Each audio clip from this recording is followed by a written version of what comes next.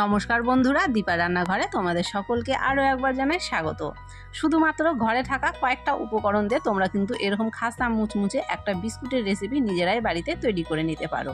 তো চলো আজকের বিস্কুট রেসিপিটা কিভাবে করলাম প্রথম থেকে শেষ পর্যন্ত ভিডিওটা না টেনে অবশ্যই দেখো, আর দেখা হয়ে গেলে লাস্টে কমেন্ট করে অবশ্যই জানাবে কেমন হয়েছে। প্রথমে একটা পাত্রে একটা বাটিতে 1 বাটির কম মেপে দিয়ে দিচ্ছি চিনি। তুমি বিস্কুটটা কতটা তৈরি করবে তার উপর নির্ভর করে তোমাকে চিনিটা ব্যবহার করতে হবে। সামান্য পরিমাণ লবণ দিয়ে দিলাম, আর এখানে দিয়ে দিচ্ছি সয়াবিন তেল 1 বাটি, একটা ছোট বাটিতে মেপে 1 বাটি। এবারে দেখো খুব ভালো করে মিশিয়ে নেব।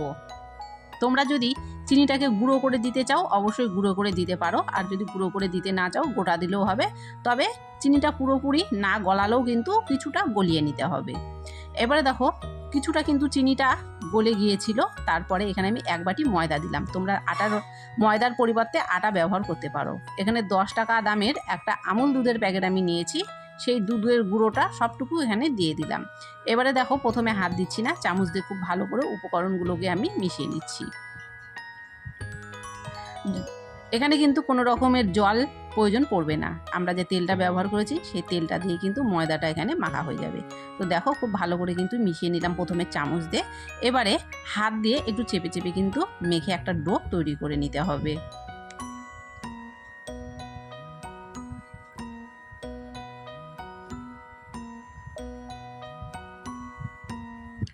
এখানে দেখো সুন্দর একটা ডো কিন্তু আমাদের তৈরি হয়ে গেছে। এবারে এখান থেকে একটু একটু করে লেচি কেটে বিস্কুটগুলো রেডি করে নেব।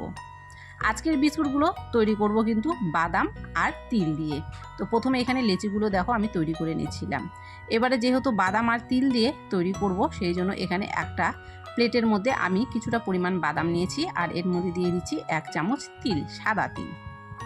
তিলটা গোটা প্লেটে ছড়িয়ে দিলাম। এখন খুব ভালো করে কিন্তু বাদামের সাথে মিশিয়ে দিচ্ছি।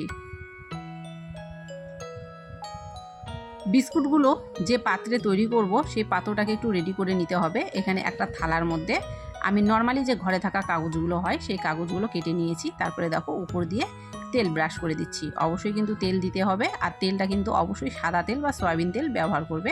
সর্ষের তেল কোনোভাবেই ব্যবহার করবে না, এতে করে কিন্তু বিস্কুটের মধ্যে একটা বাজে গন্ধ হয়ে যাবে, খেতে কিন্তু একদমই ভালো লাগবে না।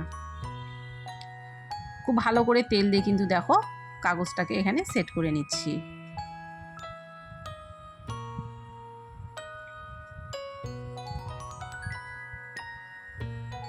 এবারে বিস্কুটগুলোকে তৈরি করে নিতে হবে।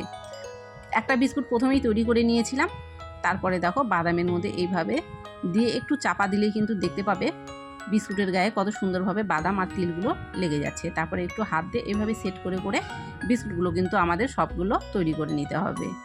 আমি এখানে একটা বিস্কুট কিন্তু করে দেখিয়ে দিলাম, আরও একটা বিস্কুট কিন্তু করে দেখিয়ে দিচ্ছি। আমি বিস্কুটগুলোকে একটু গোল গোল ধরনের করেছি, তোমরা চাইলে অন্যান্য ডিজাইনও করে নিতে পারো।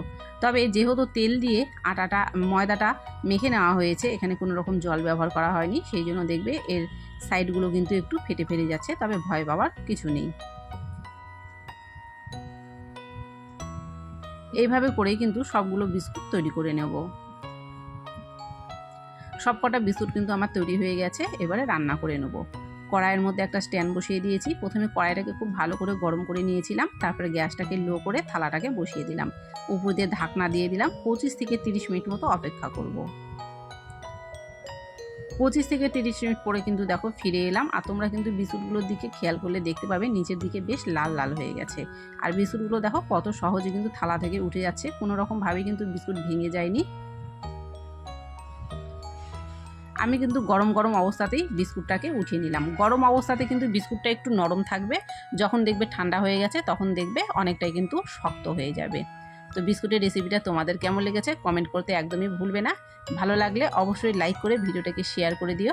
চ্যানেলে যদি নতুন হয়ে থাকো, চ্যানেল যদি এখনও সাবস্ক্রাইব না করা থাকে অবশ্যই চ্যানেলটি সাবস্ক্রাইব করে দিও। তাহলে সুন্দর সুন্দর রেসিপিগুলো আমি আপলোড করার সাথে সাথেই সবার আগে পৌঁছে যাবে তোমাদের কাছে। বিস্কুটের রেসিপিটা কমেন্ট করতে কিন্তু একদমই ভুলবে না।